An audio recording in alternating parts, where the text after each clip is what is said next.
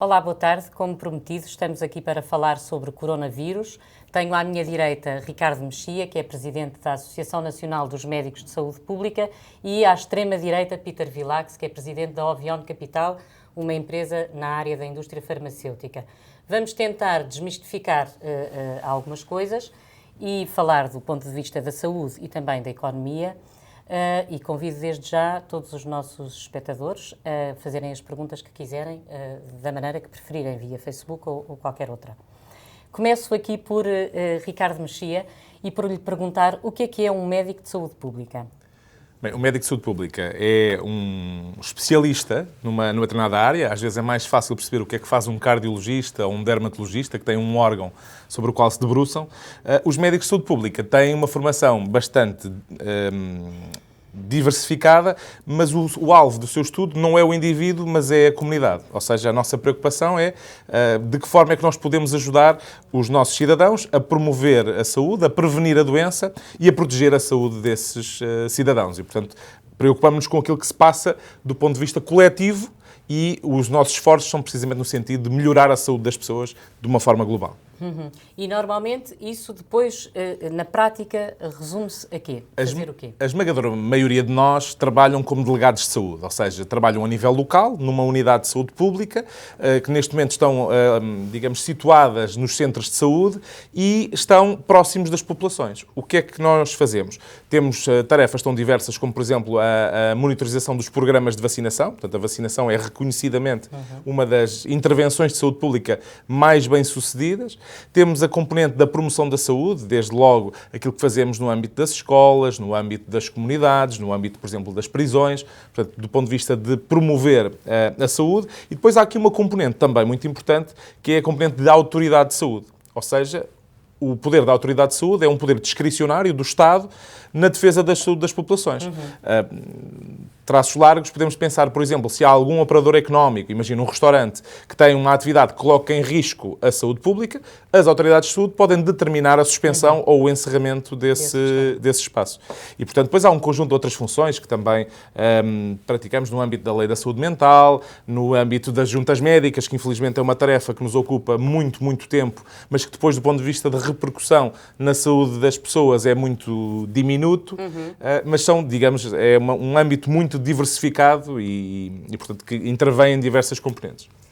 Peter Vilax, já falámos sobre isto, que não há uma pandemia, mas há um pandemónio, pelo menos se as coisas estão centradas na China, há um pandemónio a nível mundial em termos económicos, isso seguramente.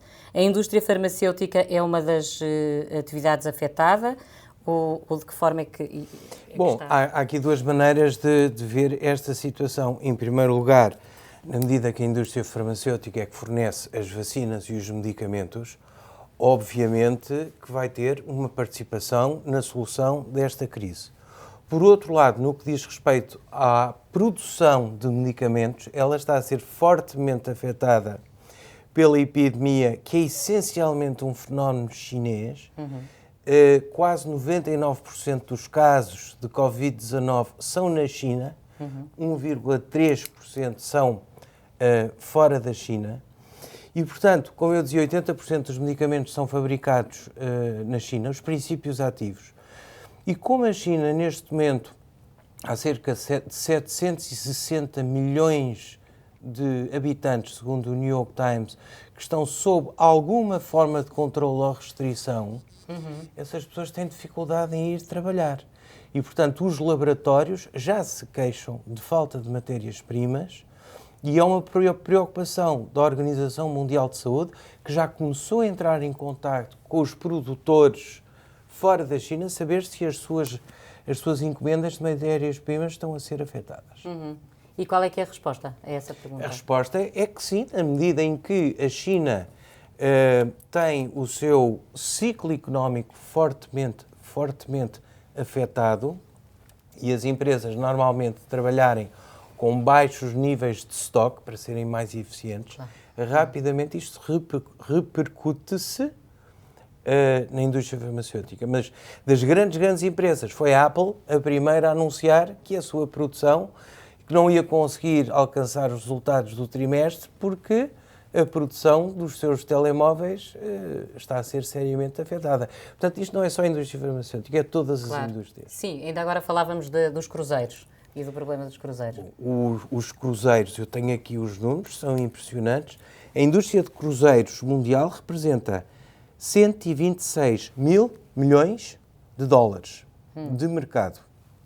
Há uma empresa que representa 50% desse mercado. E tem neste momento 2 barcos. Um que foi recebido pelo Camboja, o Westerdam, o outro, o Diamond Princess, que está em Yokohama. E estes 2 barcos somam mais de 600 casos de coronavírus.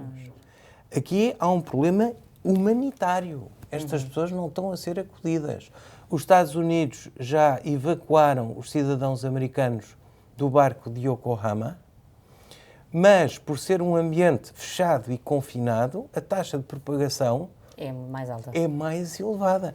Neste momento, nas estatísticas mundiais, o primeiro país é China, com 75 mil casos. O segundo é outros, são os barcos. Neste momento, os barcos representam o maior grupo a seguir à China. Pois. À frente de Singapura. Singapura é o 3º território.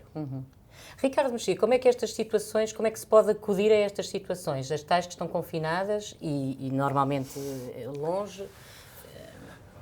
Os barcos, ou seja, os navios de cruzeiro em particular, já foram identificados como contextos em que uma doença transmissível tem, de facto, uma repercussão muito grande e temos no passado, por exemplo, na área do norovírus, diversos exemplos de surtos que decorreram em navios de cruzeiro. E, portanto, por um lado, tem esta dificuldade do confinamento, ou seja, da grande proximidade, de grande interação das pessoas, necessariamente, e, eventualmente, até do ponto de vista do funcionamento do próprio navio, as questões da ventilação, as questões do saneamento, que são complicadas de gerir, precisamente devido a esse... E a proximidade. E naturalmente, a proximidade também. E uma das coisas que se está agora a discutir é até que ponto é que este confinamento tem sido bem sucedido. Ou seja, é evidente que se está a isolar a situação ali, mas será que os cidadãos que estão a bordo, os passageiros, que não estão infectados, têm um nível de proteção adequado para os proteger da doença? Portanto, como foi dito, já temos mais de 500 casos a bordo, num universo de cerca de 3 mil passageiros, entre passageiros e tripulação.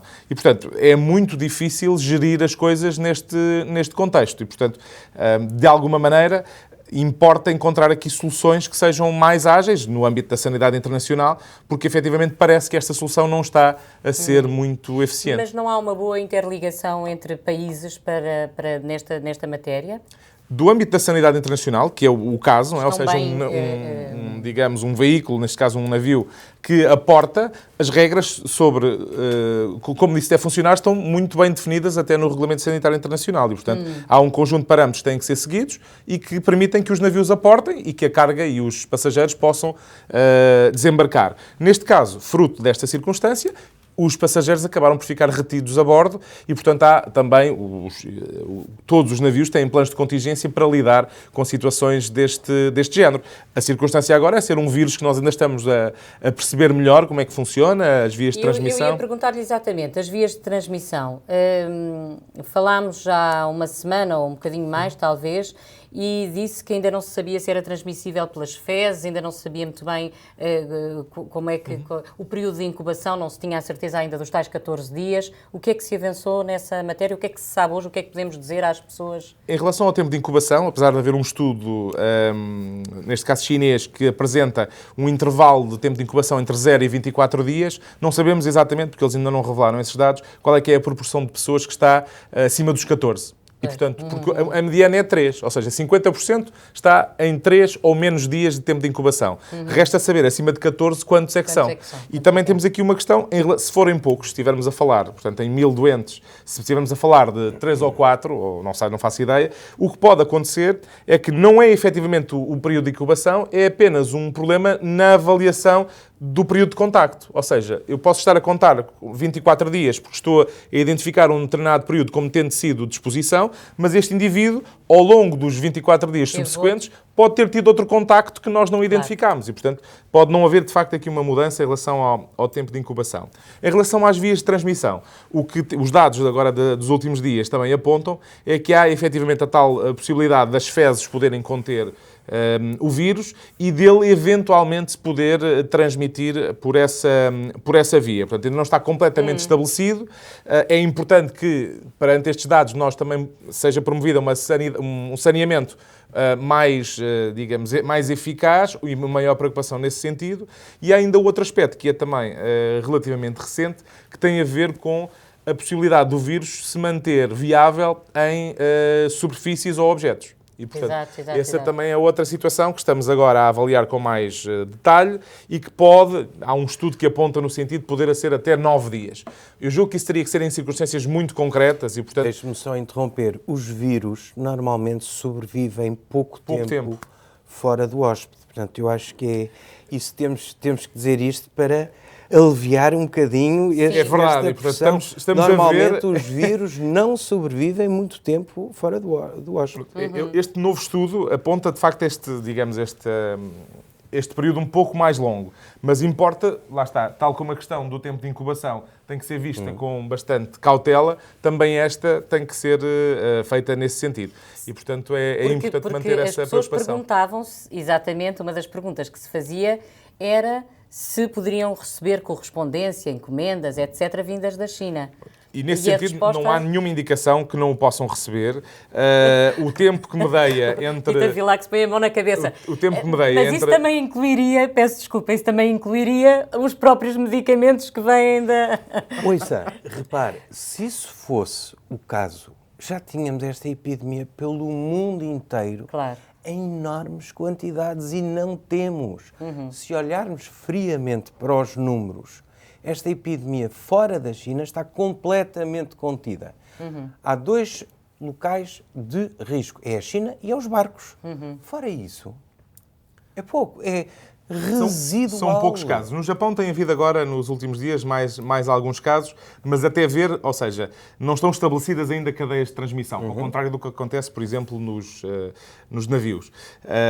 E, portanto, é uma situação em permanente evolução. Agora, de facto, aqui a preocupação pode ter a ver com o surgimento do vírus em países com sistemas de saúde menos robustos. E, portanto, até agora, tanto quanto nos é dado a perceber, foram países ou na Europa, ou mesmo na Ásia, a maior parte dos países, mesmo os que são limítrofes à China, conseguiram resolver a situação com alguma rapidez. E isso, naturalmente, ajuda a que o problema não se dissemine. Agora, há aqui uma preocupação grande. Há também agora um estudo que apresenta uma lista, por um lado, do qual é que é a probabilidade de haver casos importados em determinados países e, por outro, temos também um ranking sobre a capacidade de resposta desses países. E, portanto, felizmente temos aqui um desencontro entre as duas tabelas, ou seja, os países que têm mais risco de receber casos importados são os países, tendencialmente, que estão mais preparados para lidar com a situação. E, portanto, isso também nos dá alguma confiança em relação ao problema. Agora, temos que capacitar todos os países para ter uma resposta adequada e que ela seja suficientemente célere para evitar que sejam então estabelecidas as tais cadeias de transmissão a nível local. Se 80% dos princípios ativos são produzidos na China, as empresas estão dispostas a sacrificar a mão de obra barata, seja lá o que for, que as leva para lá e não para outros pontos do mundo, ou não? A resposta é sim, mas a longo prazo. A China e a Índia assumiram um papel muito importante na produção de princípios ativos nos últimos 20 anos. Tem havido, pontualmente, casos de problemas graves de qualidade. E alguns laboratórios, os maiores, já começaram a deslocalizar a produção da China de volta para a Europa e para os Estados Unidos por causa dessas questões de qualidade. É possível, neste momento, sobretudo a administração Trump, fala da necessidade de dos países mais vulneráveis é precisamente os Estados Unidos. E, politicamente, escuta-se nos Estados Unidos voltar a desenvolver a indústria farmacêutica de base, por uma questão de segurança nacional. E eles têm toda a razão. Os países devem ser largamente autossuficientes em produção de medicamentos. E isso vê-se sobretudo nas epidemias. Nas epidemias, primeiro tratamos da nossa população e só depois, se sobrar alguma coisa, é que exportamos. Mas primeiro vem a nossa população. Portanto, os países é um imperativo de segurança nacional desenvolverem a sua própria indústria.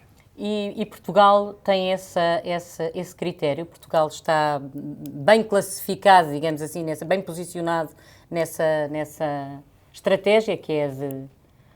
Essa pergunta é difícil de responder e talvez o Ricardo Mexia me consiga ajudar a responder a essa pergunta. Em termos de produção de princípios ativos, posso lhe dizer que Portugal é um país largamente exportador. Em termos de transformação, temos cerca de 6 laboratórios com grande capacidade, com uma diversidade enorme de medicamentos, formas e doses e dosagens, e portanto eu diria que sim, estamos bem equipados. Ricardo? E temos aqui até do ponto de vista, digamos, do público, temos o Laboratório Militar, que também tem capacidade de produzir um conjunto de fórmulas farmacêuticas e que numa situação, digamos, extrema, pode também ajudar a ganhar capacidade nesse âmbito. Inclusivamente, algumas fórmulas que, do ponto de vista comercial, são menos atrativas, acabam por ser produzidas pelo Laboratório Militar e, portanto, temos essa valência que eu acho que também não podemos ignorar. Não é? E, portanto, se estivermos numa situação difícil, do ponto de vista epidémico, naturalmente que temos que recorrer aos diversos recursos que temos para, de forma concertada, responder a esse problema. Nós temos um número de laboratórios de qualidade em Portugal. Estou a falar de produto final, produto formulado, medicamento, que trabalha para terceiros. O seu modelo de negócio é trabalhar para terceiros. Portanto, estão altamente equipados, com um equipamento muito diversificado, para começarem a produzir rapidamente outros produtos que ainda não produzam. Portanto, Portugal está bem. Entre estes produtos, que não é destes que estamos a falar, há um produto, que são as máscaras, que, ao contrário, se calhar, cuja venda disparou e dispara sempre, já foi com a gripe das aves a mesma coisa. Com os SARS. E no caso da gripe das aves, houve mortos em Portugal, 122, se não estou em erro, no H1N1. Deu números um bocadinho impressionantes sobre a venda anual de máscaras, normalmente é de... No caso de uma empresa que normalmente vende 120 milhões de máscaras e tinha uma previsão de 500 milhões para já. Portanto, isso normalmente em crises, produtos essenciais como são os equipamentos de proteção e as máscaras, a procura dispara 10 vezes, 20 vezes, é normal. O que tem a sua graça, porque a maior parte das pessoas não sabe usar máscara. Nem percebe para que é o uso da máscara, nem sabe usar máscara. Põe a máscara e depois baixa para poder falar, toca-lhe por dentro onde se estiver... Como é que... Bem, as máscaras, enquanto equipamentos de proteção individual, têm, de facto, uma indicação muito concreta. E, por um lado, há as pessoas que às vezes usam máscara sem ter indicação para isso e outras que não o fazem, devendo fazê-lo. As máscaras, além de termos vários tipos de máscara, e, portanto, dependendo da circunstância, se estamos a falar de um doente, deve usar um tipo de máscara. Se estamos a falar de um profissional de saúde, durante uma intervenção terapêutica, deverá usar outro tipo de máscara. A grande questão que referiu tem, por um lado, a ver com a colocação da própria máscara. Portanto, há um conjunto de coisas que têm que ser feitas e que as pessoas, se não tiverem um mínimo de conhecimento, às vezes não farão. Por exemplo, as máscaras, mesmo as cirúrgicas mais simples, têm uma parte que é superior e outra que é inferior. Exato. E tem um pequeno arame que é suposto ser utilizado para fixar aqui no nariz. E às vezes as pessoas até põem o arame pela parte de baixo. Enfim. E, portanto, isso tem uma técnica. Portanto, deve ser de forma a que não haja, tendencialmente, passagem de ar para a região dos olhos, para a região superior. E depois tem também a ver com o que é que se faz para retirar a máscara. Ou seja, não devemos tocar nas zonas onde potencialmente possa haver contaminação e elas depois devem ser descartadas para Quer dizer, nesta fase não faz sentido. Estamos a pensar que tem que ter um tratamento diferenciado em relação ao lixo doméstico. Noutra fase, eventualmente, poderá fazer, ou com outra doença, poderá fazer sentido. Dito isso, é dos equipamentos mais fáceis de usar. Sim, sem dúvida. Para um leigo, se houver indicação para o fazer, Sim. em Portugal, neste momento, não há. Não é? Ou seja, não faz sentido as pessoas agora fazerem uma corrida às farmácias ou aos supermercados para adquirirem máscara, porque não há cadeias de transmissão, não é suposto haver essa utilização. E, portanto, até do ponto de vista cultural, muitas vezes nós vemos imagens da Ásia e vemos muita gente com máscara. Por um lado, há pessoas que o usam por causa da poluição atmosférica e há outros que o usam, de facto, quando estão doentes. Quando estão doentes, eles para próprios, não contaminarem. para não transmitir a doença a terceiros. E, portanto, temos também que ter isso em atenção.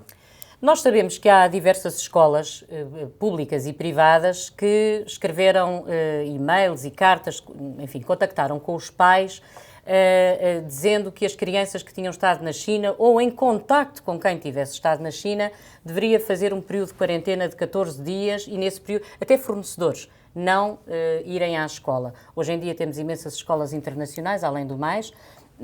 Há a população muito variada em termos de origem. Isto é necessário, não é necessário? Pode fazer-se, é proibido fazer-se? Qual é que é aqui o razoável e o irrazoável? Não é necessário, nem está recomendado por nenhuma das organizações com responsabilidades nessa matéria. E, portanto, o que está previsto é, perante alguém que tenha estado numa zona com transmissão mantida, neste caso China, ou que tenha estado em contacto com um doente, ter atenção aos sintomas. Mas, portanto, nem mesmo a tal questão do isolamento voluntário está para já preconizado de forma massificada. E, portanto, diria, uma precaução excessiva nesse sentido, fazer isso aos alunos, aos docentes, ou às pessoas que trabalham, seja numa escola, seja numa empresa, não é? Exato, Enfim, exato. Não é uma realidade um bocadinho mais vasta.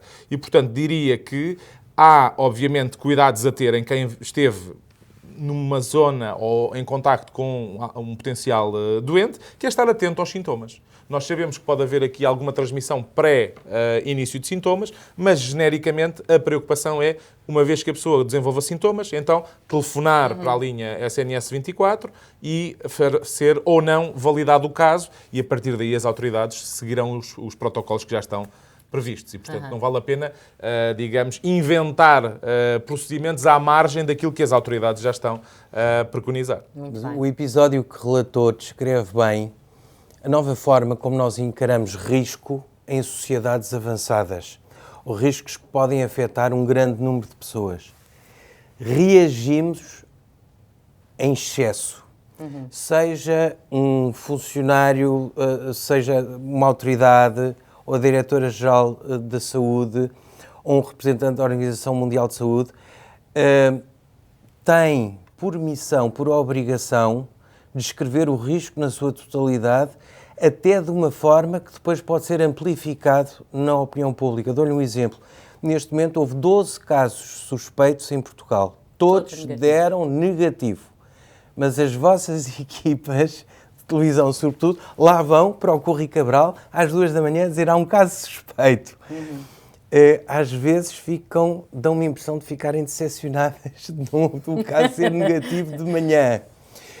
Porquê? Porque a Direção-Geral da Saúde tem a obrigação de relatar todos os casos suspeitos. Porque se um caso for detectado positivo, vai haver um coro de acusações, o vosso sistema de detecção não está a funcionar. Claro, falhou. E, portanto, a Direção-Geral da Saúde tem por obrigação de dizer há um caso suspeito, justamente porque, do ponto de vista da confiança pública, é melhor reportar em demasia do que por defeito. Percebo isso. O que já não percebo tão bem é, por um lado, que a Direção-Geral de Saúde ainda não tenha aprendido a comunicar e, por outro lado, que cada vez que há um surto de qualquer coisa, entra toda a gente em histerismo, é uma histeria coletiva, fica tudo alarmado, mas, na verdade, depois as coisas servem de pouco, porque há bocadinho eu estava a falar na gripe das aves. Lembro-me perfeitamente que, nessa altura, e como digo aí, houve casos, houve pessoas a morrer, mas tudo, só papeletas a ensinar a lavar as mãos, dispensadores como é que se diz solução isto? alcoólica. Exatamente, para desinfetantes para as mãos, etc. Hoje em dia esses dispensadores continuam nos mesmos sítios, nas repartições públicas, nas empresas, vazios, a acumular micróbios, e as pessoas se esquecem. Já estão de volta. Mas é uma questão de regresso ou é uma questão de manutenção e há regras que nós devíamos seguir sempre, não deixar nunca de lado, e isso ajuda? Em relação à questão agora concreta do coronavírus, as medidas gerais que são preconizadas ajudam-nos a resolver outros problemas, designadamente aquilo que neste momento diria, frequente cá em Portugal, que são as infecções respiratórias. E, portanto, aquilo que nós podemos fazer, do ponto de vista preventivo para o coronavírus, ajuda-nos também a combater outras doenças, neste caso, de patologia respiratória. E, portanto, eu diria que há um conjunto de comportamentos que nós temos de facto, que adotar de forma mais sistemática. Definitiva. As questões da higienização das mãos, as questões da etiqueta respiratória. Portanto, há aqui questões que são culturais e que nós temos, de facto, que melhorar. E isso tem, digamos, uma repercussão que não se esgota agora, mas que tem um impacto, ou poderá ter um impacto mais duradouro. E, portanto, acho que temos que aproveitar também estas oportunidades, por um lado, para, digamos, inculcar esses hábitos, esses comportamentos na população e, por outro lado, também aproveitar estas oportunidades, que são oportunidades também para testar os nossos planos de contingência, a nossa capacidade de resposta, identificar as lacunas e, seguramente, assegurar que elas não subsistem, não é? Sim. Portanto, estes planos de contingência ou estas orientações técnicas que estão agora a ser colocadas em prática para o coronavírus não são feitas de raiz, ou seja, vão, de alguma forma, buscar grande parte do seu contexto aos anteriores planos de contingência e que agora são, de alguma maneira, reativados. Olha, deixe-me só dizer de uma forma muito simples. Há duas coisas que nós podemos fazer em termos de saúde pessoal e que contribuem para a saúde pública. Lavar as mãos 15 vezes por dia e vacinar. Manter as vacinas todas em dia e nunca... por exemplo, na nossa empresa oferecemos vacina contra a gripe gratuitamente. É uma excelente medida de saúde pública. As vacinas são os melhores medicamentos do mundo. Eu disse que ia dizer e vou. O professor Sobrinho Simões costuma dizer que andamos nós a falar de inteligência artificial e, afinal de contas, as pessoas vão à casa de banho e não lavam as mãos. É uma coisa tão simples. Isso, de facto, não está na nossa cultura ainda. Como há bocadinho falávamos de cuspir para o chão, isto é tudo um bocadinho escatológico, mas é necessário. Talvez hoje já não se faça tanto, mas ainda vemos muita gente fazer. Abrir a janela do carro ou por isso simplesmente ir na rua. São comportamentos que já não deviam estar instalados. Vou perguntar-lhe uma coisa sobre os medicamentos. Há perigo de haver falta de algum remédio, de algum medicamento produzido fora ou não? Neste momento, as cadeias de distribuição farmacêutica ainda não estão a ser afetadas. Pelos números que observamos, Isabel, ontem, dia 18 de fevereiro, foi o primeiro dia em que o número de novos casos foi igual ao número de casos de recuperação. 1.800. É a primeira vez que isso acontece. Agora a próxima estatística importante vai ser quando o número de novos casos, que é sempre superior ao número de casos anterior, do dia anterior, estabilizar e depois começar a baixar. Até chegarmos ao ponto onde não há novos casos detectados. A partir daí, é esperar 10 dias para ter toda a gente, ou infelizmente, vítima da doença, ou recuperada. Estamos perto ou não? Já foi atingido o pico?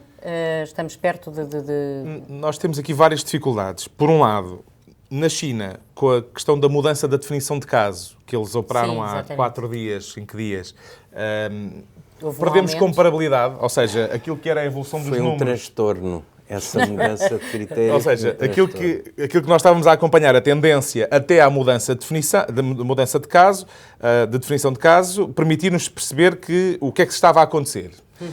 A partir do momento em que mudamos a definição de caso, perdemos um bocadinho a referência. Claro. Porque o que é que acontece? Passámos a considerar como casos todos aqueles que coincidiam com a definição clínica. E, portanto, prescindiu-se da comprovação laboratorial. Ou seja, passámos a ter muito mais casos, e logo no primeiro dia foram mais 15 mil casos, portanto havia alguns que estavam até para trás e que não tinham sido contabilizados, mas continuamos a ter os diagnósticos laboratoriais, mas passam a ser menos. Porque se nós passamos a assumir que eles eram doentes, alguns destes doentes já não vão sequer ser testados e, portanto, não vão passar a ser confirmados. E, portanto, a tal comparabilidade que nós tínhamos deixou de existir. De qualquer forma, parece haver uma tendência para estabilizar, de alguma forma, os números, mas quer dizer, há aquele aforismo, não é? Prognóstico só no fim do jogo, não é? Enfim, aqui o pico só se sabe o que aconteceu quando começar a descer, não é? Exato. E, portanto, temos aqui essa dificuldade. Outra preocupação que existe é poderem estar a ocorrer cadeias de transmissão noutros locais. E, portanto, ou seja, até agora, estas cadeias de transmissão estavam muito circunscritas, à China. Há agora as duas situações dos navios e há outros países que estão também a ter um ou outro caso de transmissão secundária. Portanto, a situação agora ou tende a decrescer ou tende isto é um bocado lá para ali, não é? Enfim, ou sobe ou desce, mas na prática é uma situação que nós temos que acompanhar de forma dinâmica. A expectativa é que, digamos, a normalidade na China possa vir a voltar em breve. Há um conjunto de atividades que estavam suspensas e que até pelo próprio funcionamento do país, tendencialmente têm que voltar agora a operar e, portanto, temos que perceber de que forma é que eles conseguem, de facto, apesar de voltarem, digamos, à rotina, de que maneira é que isso vai impactar a transmissão da doença. E, portanto, quer dizer, é difícil fazer aqui uma previsão muito clara, não é? Há aqui uma dimensão da qual ainda não falámos, e que pode afetar ainda mais os problemas económicos. E tem a ver com a forma da China tratar das suas crises. Até ao dia 20 de janeiro, subvalorizou a epidemia. Não, isto não está a acontecer, assim nesta confissão, a dizer que está a espalhar boatos. A partir do 20 de janeiro, isto mudou por completo. E neste momento, há milhões de funcionários do partido e de voluntários mobilizados para controlar um país inteiro. E a forma como estão a agir, duas palavras que eu posso utilizar, uma grande eficácia, portanto, um securitarismo enorme, as pessoas estão a ser controladas à entrada e à saída das suas casas, e uma inflexibilidade. Uma enorme... Portanto, agora as ordens vêm do centro e estão a ser seguidas rigorosamente. É possível que a situação se altere, do ponto de vista epidémico, do ponto de vista clínico, e que estas ordens securitárias se mantenham. E o problema aqui, eu estava a ler um artigo interessantíssimo ontem, é que a China não tem uma sociedade civil vibrante e ativa. Porque o partido não gosta de uma sociedade civil vibrante e ativa, porque é uma concorrência à autoridade do próprio partido. Claro. Isso é muitíssimo interessante, porque não há grupos de cidadãos a organizar a distribuição de equipamentos de proteção, é o partido e as organizações oficiais que estão a fazer isso. O Estado não quer que nada saia fora do seu controle. É possível que eles demorem bastante tempo depois do início do fim. É possível que eles mantenham estas medidas securitárias em funcionamento e que continuem a afetar a economia para lá do necessário. Quando é que acha que se perceberá a amplitude do impacto económico que tenha? Ainda ninguém sabe, ainda ninguém vaticinou nem reduções do produto interno bruto mundial, nem datas, ninguém, porque neste momento as empresas estão a tentar, estão a raspar o fundo do barril, a ver se conseguem aguentar com aquilo que têm em estoque. Portanto, eu não lhe avanço números, nem prazos, nós não sabemos. Neste momento não sabemos. E qual é que é o plano B que as empresas têm? Imagino que exista um plano B. Não há plano B. Não há plano B. Quando não há matérias-primas, não há plano B. O Isso plano B é, infelizmente, porque é mandar as pessoas para casa. Quando deixamos de laborar, temos que dizer às pessoas, olha, vai ficar em casa uma semana, 2 semanas, e durante esse tempo não vai receber. E, portanto, isto eu espero que não aconteça. Para não ser só alarme, falemos da letalidade desta doença. As pessoas normalmente as pessoas não são obrigadas a saber, não sabem, e eu também não sabia, comparar a taxa de mortalidade aqui e comparada com outras doenças relativamente comuns, de SARS. Só começar por dizer que dois conceitos próximos, mas que importa destrinçar. Uma coisa é a letalidade, outra coisa é a mortalidade. Mortalidade, exatamente. Ou seja, a letalidade é o número de óbitos em função do número de doentes, enquanto a mortalidade é o número de óbitos em função do total da população. E que podem ser muito diferentes e que não são necessariamente parecidos. Para dar um exemplo muito concreto, por exemplo, a raiva tem uma letalidade extremamente elevada. Nós, praticamente, um doente com raiva, temos muita dificuldade em tratar e, portanto, tem uma letalidade próxima dos 100%, mas tem uma mortalidade muito baixa, porque temos muito... Não temos nenhum, não é? Infelizmente, em Portugal, não é? Mas temos, tipicamente, mortalidades baixas, porque não é uma doença que afete muita gente. Passando, então, para o coronavírus. O que nós sabemos até agora é que, efetivamente, a letalidade continua a estar ali entre os 2% e 3%, depende dos contextos, ou seja, estamos a falar de letalidades, por exemplo, fora da China, até mais baixas do que isso, e temos aqui uma dificuldade que é, até agora, das autoridades chinesas não divulgaram dados sobre a mortalidade, ou seja, sobre a incidência e o óbito em relação à população. Nós podemos fazer contas em função do que é conhecido no que toca às populações, seja das cidades, seja das províncias, mas, apesar de tudo, são números, quer dizer, obviamente 2.000 óbitos são muitos mortos, mas para a dimensão Claro. a esmagadora maioria dos óbitos estão circunscritos à China e até à China continental, face a 1,4 mil milhões de cidadãos, é muito baixo, não é? E, portanto, mas em relação à letalidade, concretamente, o SARS tinha uma letalidade cerca dos 10%, esta está entre os 2 e 3%, portanto, uma menor letalidade, mas tem uma letalidade, por exemplo, que nós estimamos como sendo bastante maior do que a gripe. Portanto, a gripe sazonal. Que a gripe sazonal. Eu ia perguntar aqui, em termos...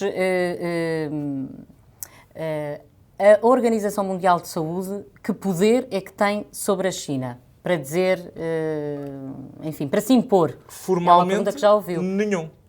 Ou seja, o que a Organização Mundial de Saúde tem poder, naturalmente, para enviar peritos, colaborar com os países. Mas depende muito daquilo que é solicitado pelos países. Ou seja, não há um cenário de enviar, entre aspas, capacetes azuis nas Nações Unidas para a China para resolver um problema se eles não solicitarem apoio. Ainda agora, há pouco tempo, hoje há meia dúzia de dias, ia uma missão para a China, precisamente de especialistas na área, e que não foi permitido que visitassem o Hubei porque não havia recursos humanos que os pudessem acompanhar. Enfim, portanto, há aqui algumas restrições à intervenção da Organização Mundial de Saúde. Na prática, o que aconteceu até agora foi um grande suporte na disposição de recursos, seja de informação, seja de especialistas, e que levou, através quando coligiram os dados que estavam disponíveis, numa fase inicial não o fizeram, mas acabaram depois por decretar uma emergência de saúde pública de âmbito internacional, que é um mecanismo que faz parte do Regulamento Sanitário Internacional, que é um tratado subscrito por quase todos os países do mundo. E, portanto, essa emergência de saúde pública de âmbito internacional implica que haja aqui uma cooperação entre os diversos Estados, mas que não pode, de forma obrigatória, vincular nenhum Estado em particular. Ou seja, os esforços das Nações Unidas, neste caso da Organização Mundial de Saúde, são muito no sentido de disponibilizar ajuda e capacitar os países para a resposta. Por exemplo, recebi hoje um pedido da GORN, que é o Global Outbreak Alert and Response Network, portanto é uma rede de institutos, de organizações, de especialistas da Organização Mundial de Saúde, a pedir peritos precisamente para se deslocarem para a China no sentido de apoiar os esforços de resposta. E, portanto, perante um pedido da China, estes profissionais, nós poderemos ir e colaborar. Mas não há, do ponto de vista normativo ou político até, capacidade para a Organização Mundial de Saúde obrigar a China a fazer o que quer que seja. O que temos visto é que, tanto quanto nos é dado a perceber, houve, de facto, uma desvalorização inicial, mas depois uma capacidade de mobilizar recursos que, eu diria, tem pouco paralelo no resto do mundo. Ou seja, enviar largos milhares de médicos e profissionais de saúde para o epicentro. Enfim, há aqui um conjunto de recursos que Ricardo, foram muito mobilizados. há aqui coisas que eu aprendi ontem. Neste momento, na China, eu posso pedir para que um SMS me seja enviado para o meu telemóvel e que me diz se eu estive ao pé de uma pessoa infectada. Há uma aplicação que foi desenvolvida pelos militares chineses que diz em que lugares visitamos. Há pessoas, os que controlam o acesso às zonas residenciais, pedem para ver o telemóvel de cada pessoa para ir consultar esse SMS para ver onde é que elas tiveram. Mas só se elas quiserem ou... Qual? E há são obrigadas a isso? outra assim, há neste momento uma obrigação de uma pessoa, quando entra num estabelecimento público, filmar um código QR para dizer que lá esteve. Isto eu acho que só na China é que é possível fazer. Do ponto de vista de saúde pública é muito interessante. Do ponto de vista social e político, acho que a conclusão será outra. Mas, de qualquer maneira, também é interessante ver a quantidade de aplicações que são desenvolvidas e que é possível desenvolver hoje, rapidamente. Isto, do ponto de vista informático, é interessantíssimo. Interessantíssimo. Nós, aliás, uma das questões que se coloca em relação a estas capacidades que nós temos de desenhar modelos de transmissão tem a ver precisamente com estes dados. Ou seja, se nós conseguirmos ter um bom mapeamento dos contactos, permite-nos criar modelos que possam simular o que é que acontece perante um caso semelhante. E isso permite-nos traçar cenários e, naturalmente, dimensionar a nossa resposta perante estes cenários concretamente. Eu espero que os chineses partilhem estes dados, porque, do ponto de vista da investigação epidemiológica, serão valiosíssimos para o resto do mundo. Claro. A Ovion já teve uma fábrica na China, já não tem? Não, vendemos há 2 anos. Qual é que é a dificuldade negocial? O que é que faz com que valha a pena ou não valha a pena ter uma fábrica na China? Na altura, em 2008, foi uma decisão de negócio e em 2018 foi uma decisão de negócio. Não tem relação com o país onde está o ativo, neste caso. Temos aqui uma pergunta da Inês Jans Mendes, que pergunta: vou viajar dentro da Europa, faz sentido usar máscara nos aeroportos e aviões ou isso é um exagero?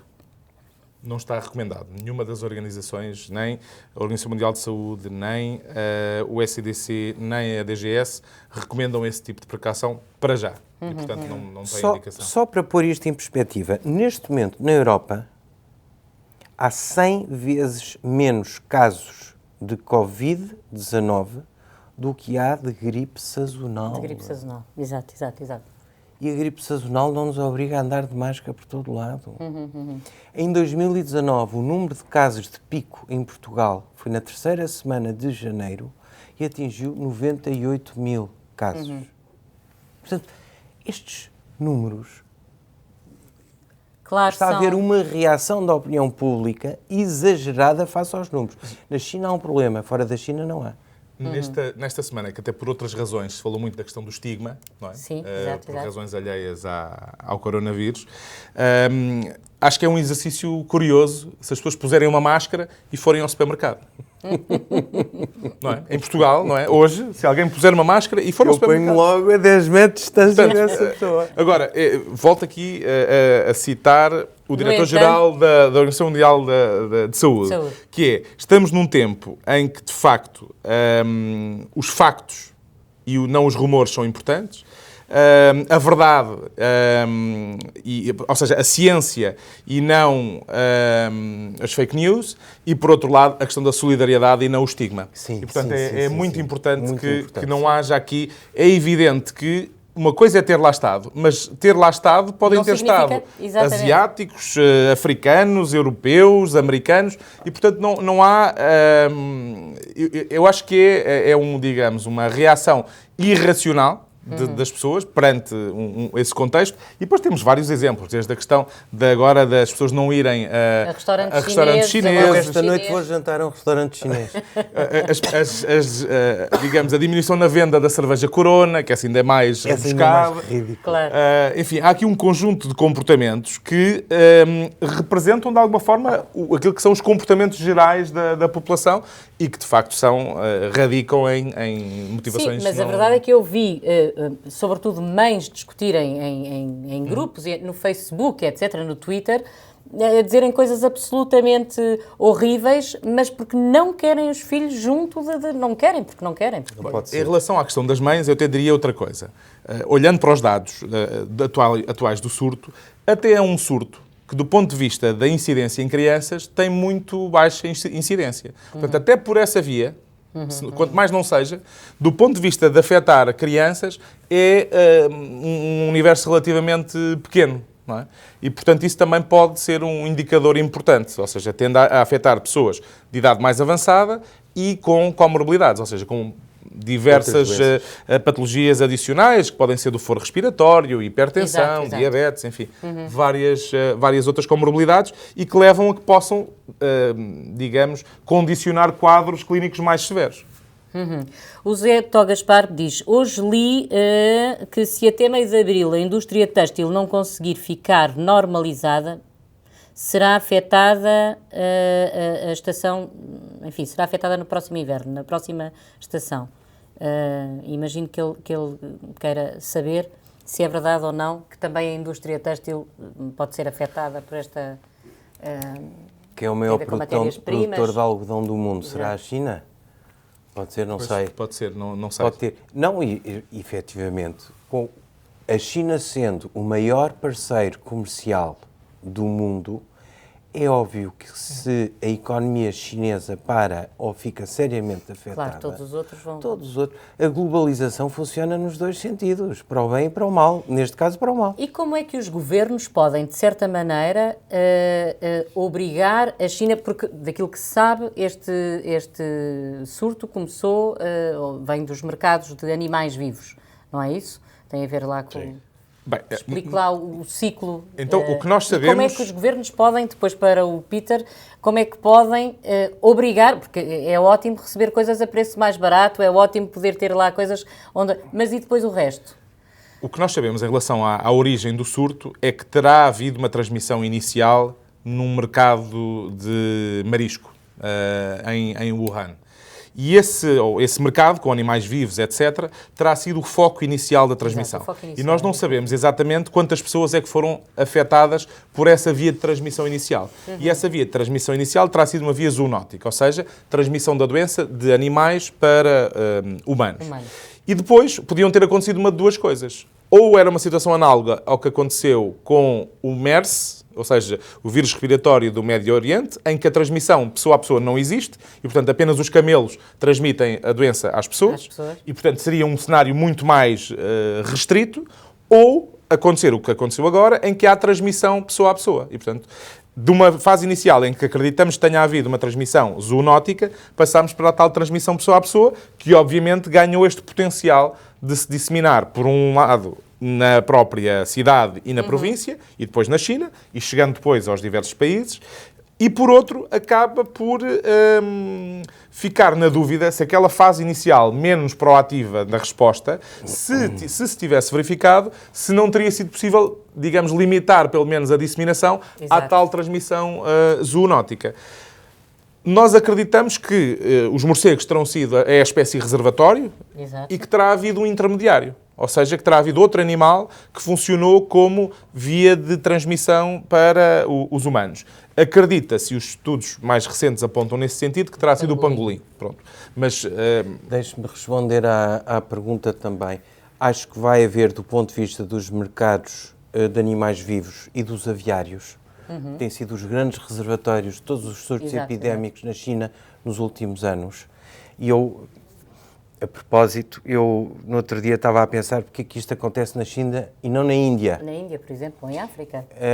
Na Índia, porque também tem mais de 1.000 milhões de habitantes. É porque a Índia é essencialmente um país vegetariano e tem menos suponho eu, mercados de animais vivos e menos aviários. Mas o que vai acontecer, e tenho a certeza, é a detecção precoce.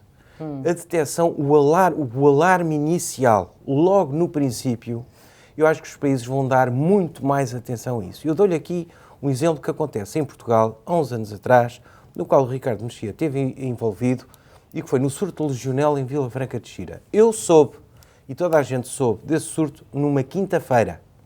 Foi para a notícia foi para a comunicação social. No domingo estava a fonte da bactéria identificada, as autoridades, portanto, em 3 ou 4 dias, dominaram a situação. Isso é de se tirar o chapéu. Podem ter, não sei quanto tempo terá chegado, terão demorado a descobrir que havia um surto de legionela, mas depois a forma como agiram foi exemplar. Nós temos uma estrutura de saúde pública em Portugal que é exemplar. E temos que reconhecer Mexia esteve envolvido nisso. Na altura, no surto de legionela de Vila Franca, sim. E a capacidade de resposta é verdade para a legionela, como é verdade para uma meningite numa escola, ou é verdade para um caso de HIV, um novo caso. Ou seja, existem mecanismos de vigilância e de intervenção que estão preconizados. E, portanto, os profissionais da saúde pública têm diariamente este trabalho, não é? Agora, importa reforçar aquilo que é a resposta ao surto, mas o resto dos casos não deixam de acontecer, não é? E, portanto, mantém-se essa capacidade de intervenção, de identificar os casos, por um lado, através do sistema de vigilância epidemiológica e depois, através do inquérito epidemiológico a cada um dos casos, perceber qual é que é a fonte, perceber se há mais contactos que podem eventualmente estar em risco ou até a desenvolver a doença e intervir sobre essas situações. Se houver uma fonte ambiental, como parece ter sido o caso em Vila Franca, isso depois ser alvo de intervenção, através do encerramento ou da manutenção. Na altura eu soube, acho que não foi público, mas houve ordens políticas em que todos os ministérios estavam alinhados e obedeciam todos a uma só autoridade. Na altura não soube qual é, suponho que fosse no Ministério da Saúde, mas houve um alinhamento de recursos. Isto é exemplar. As empresas que estão localizadas fora não têm mecanismos próprios de back-office ou de alerta ou de prevenção a este nível, de saber... Não têm... Não existe isso? Não, isso não existe. A detecção precoce tem que ser num laboratório de análises clínicas quando vêem um padrão, um cluster que emerge. E agora aí tem que agir imediatamente. Agora até temos uma situação diferente que é fruto da nossa grande digitalização, em Portugal concretamente, mas globalmente também, é ter sistemas de detecção que antecipam até o diagnóstico laboratorial. Isso através da inteligência artificial. Através da análise de diversas fontes, que incluem dados naturalmente clínicos, mas até de outros dados. Por exemplo, nós hoje temos ferramentas em Portugal. O GripNet, por exemplo, é uma ferramenta em que as pessoas, através do seu telemóvel ou do seu computador, podem notificar se tiveram sintomas. E isso permite-nos antecipar, por exemplo, o problema em relação ao diagnóstico clínico. Há dados da venda de medicamentos, que também podem propiciar medicamentos não sujeitos a receita médica e, portanto, que não dependem da interação com os serviços de saúde ou os serviços prestadores de cuidados de saúde, mas que permitem, por exemplo, também identificar que há aqui uma alteração no padrão. Se calhar isto pode ser um indício de que há uma alteração que nós temos que ir identificar se representa ou não um risco para todos nós. Se a doença X, o vírus X, chegasse daqui a uma semana ou amanhã, nós estávamos preparados para ele ou não? A própria OMS fez esse diagnóstico, ou seja, em 2018 elencou um conjunto de doenças que poderiam ser ou dar origem à próxima pandemia. Uma delas, precisamente, era o SARS e outra é a doença X, ou seja, algo que nós não sabemos o que é, mas que poderá surgir. E, portanto, se estamos preparados, a resposta é exatamente igual ao que já disse em relação ao coronavírus. Ou seja, nós temos nós, o país e o mundo, têm mecanismos de resposta que permitem, e têm que ser suficientemente flexíveis, identificar o problema e intervir sobre ele. Agora, cada caso é um caso. Nós, por exemplo, em relação a esta situação do coronavírus, não tem a transmissibilidade que tem, por exemplo, o sarampo. Se tivéssemos uma doença que tinha uma transmissibilidade semelhante à do sarampo, numa população suscetível, teríamos um problema muito maior do que o que temos agora. E, portanto, dependendo da característica do agente e das suas vias de transmissão, teremos maior ou menor capacidade de o resolver. E, portanto, a resposta sobre se estamos preparados, sim, temos mecanismos de resposta para. Aliás, até no âmbito do Regulamento Sanitário Internacional, houve agora um esforço grande da Organização Mundial de Saúde, precisamente fazer a avaliação do que é a capacidade de cada país, e essa capacidade mede-se principalmente em 3 eixos: a capacidade de prevenir, a capacidade de detectar e a capacidade de responder, e depois tem ainda uma componente que tem a ver com as ameaças químicas e radiológicas, enfim, sai um bocadinho fora de tudo isto, mas pronto, tem a ver com estes 3 eixos principais e, portanto, identificando estes 3 eixos e a capacidade de cada país, vai ser possível desenhar planos de ação para melhorar estas capacidades de resposta, principalmente nos países com menos recursos, que naturalmente teriam muito mais dificuldade em combater uma situação deste género, aliás, como temos tido a experiência do ébola. Exato. Que tem os diversos surtos que temos tido, naturalmente que o contexto epidemiológico é diferente, mas tem a ver com eventuais fragilidades dos sistemas e uma resposta tardia. Já foi reconhecido pela comunidade mundial que a resposta, não ao atual surto do Congo, mas ao surto anterior de ébola na África Ocidental, ganhou a dimensão que ganhou porque não houve uma intervenção mais robusta logo numa fase inicial. E, portanto, agora temos essa percepção e, portanto, no caso do surto agora no Congo, houve, de facto, uma maior intervenção desde o início. Respostas do ponto de vista económico e de diminuir a dependência que existe da China. Existem ou não? Falo das empresas. Já sei que é difícil mudar... Silêncio. É muito... Na indústria farmacêutica não se pode mudar os canais de distribuição de um dia para o outro. Porque se eu sou um laboratório de comprimidos e mudo a minha fonte de princípio ativo para um outro laboratório, eu tenho que repetir ensaios de estabilidade que me vão durar no mínimo 6 meses. E depois tenho que fazer uma submissão à Autoridade de Saúde, que vai rever os dados e depois que vai emitir a aprovação. Portanto, isto é muito... Nem no lento. caso é lento e é complexo e tem imensos custos.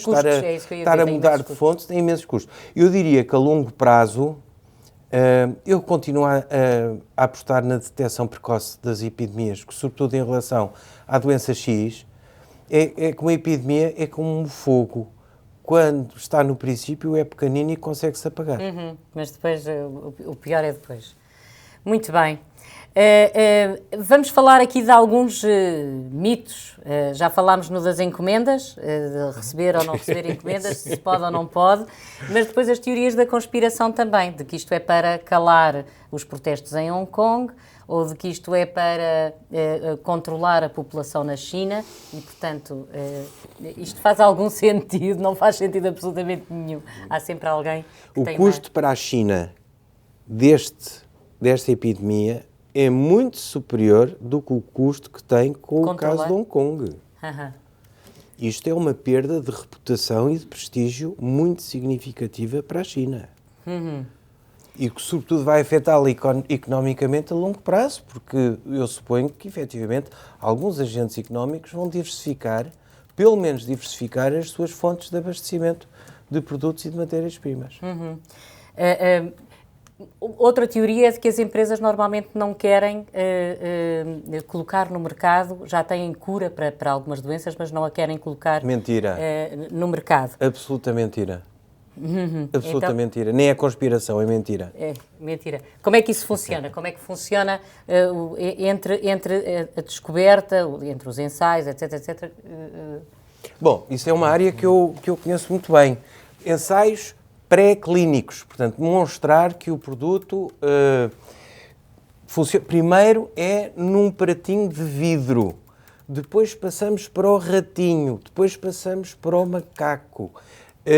Demonstramos se o produto é tóxico, se é mutagénico, se tem a capacidade de induzir alterações a nível genético. 3, 4 anos. Depois vamos para a fase 1.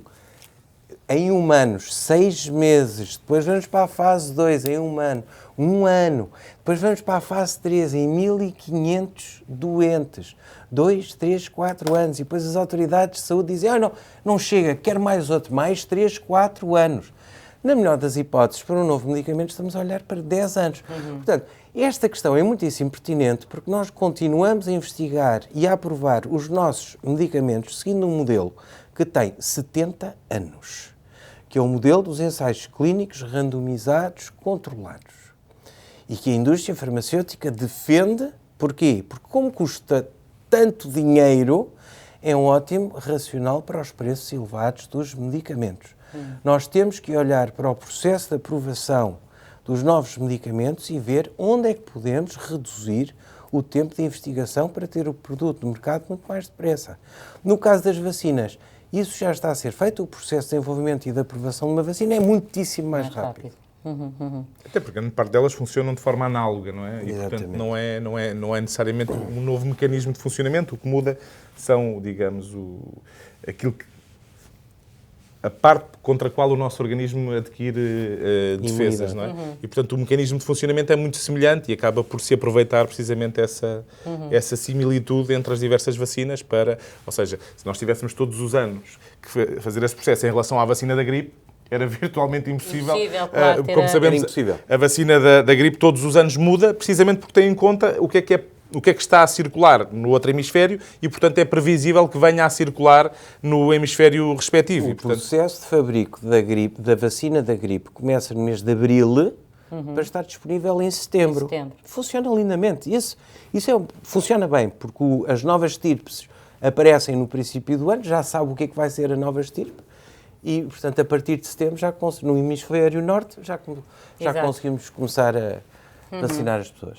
Bem, estamos a chegar ao fim do nosso tempo. Vou perguntar-lhe se tem alguma nota final, esperemos que de esperança em relação ao coronavírus ou a qualquer outro que aí venha. Mais do que esperança, o pedido e o apelo que eu deixo é que as pessoas recorram a fontes fidedignas de informação e, portanto, evitar as tais teorias da conspiração e que, de alguma forma, isso permita também que elas vejam esclarecidos os seus receios, os seus medos, os tais mitos e, portanto, recorram a fontes de informação válidas. As autoridades de saúde têm diversos websites onde isso está disponível. A própria OMS criou um site, precisamente o tal EpiWin, que visa disponibilizar informação cientificamente válida e de forma a acolher as 10 diversas componentes culturais. Portanto, ele está disponível num conjunto muito alargado de línguas e, portanto, informem-se de acordo com aquilo que são fontes fidedignas. É o apelo que eu lhes deixaria no final. Quem é que as pessoas devem contactar em caso de dúvida, seja ela de que tipo for? Quem é que devem contactar? Perante uma situação de um potencial caso, devem ligar para a linha SNS 24, portanto 808 24 24 24. Se têm uma dúvida, digamos, normal, podem contactar o profissional de saúde com que habitualmente, o seu médico de família, etc. Ou então, como digo, existe muita informação válida, online, que as pessoas podem obter. Agora, têm também que ter alguma literacia em saúde para selecionar aquilo que são fontes válidas, não é? Portanto, às vezes, aquilo que se partilha nas redes sociais não tem, assim, grande validade. E, portanto, acho que é preciso as pessoas terem cautela em relação às fontes que escolhem. E não partilhem coisas que não têm fundamento técnico ou científico. Exato.